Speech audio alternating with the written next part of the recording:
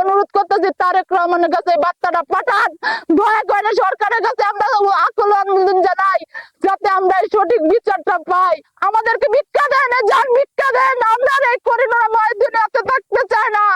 আপনার এই দুনিয়ার সমাজে এরকম যদি বড় বড় নির্যাতন এই আজকে যদি একটা মুচার বাড়ি হয় এভাবে মানুষ করতে পারে না।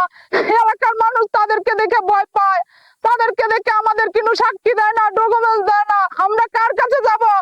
বাংলাদেশে যে অহরহ ঘটনা ঘটছে, একজন নিরহ মানুষের উপরে যে জুলুম অত্যাচার, এই অত্যাচারের বিষয়ে আমি কিছু কথা বলতে চাই। আপনার কাছে আমার একটা অনুরোধ, এরকম অত্যাচার যত কেউ মার বুকে কেউ মুরব্বীর পিছনে না হয়, আর আমার বিচারটা সুন্দর ভাবে যে বিচারটা যাতে আমরা পাই, এই করোনা বলে আমি হাত জোর করতেছি। আমরা এই বিচারটা যত সঠিক বিচার পাই, আমি আপনাদের কাছে বিস্তারিত ভেঙে বলতেছি।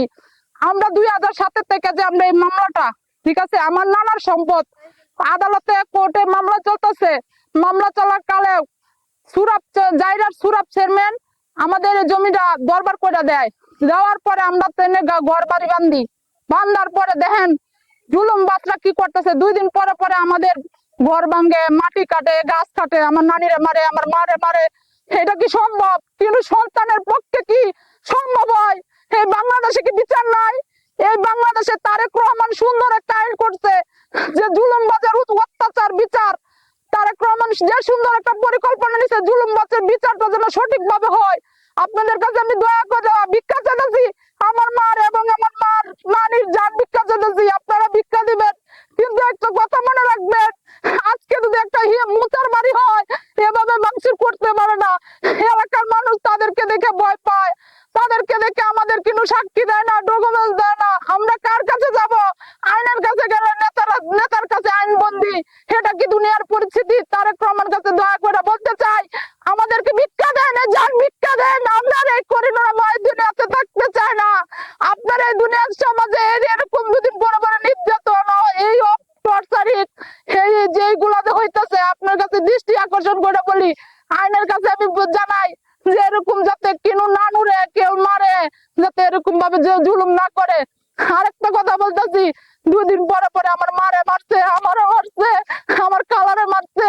আমরা প্রত্যেকটা মানুষ নির্যাতন। আজকে যদি আমাদের 5টা ভাই থাকতো তো ঠিকই খাওয়াইতো, আমাদের ভাই নাই।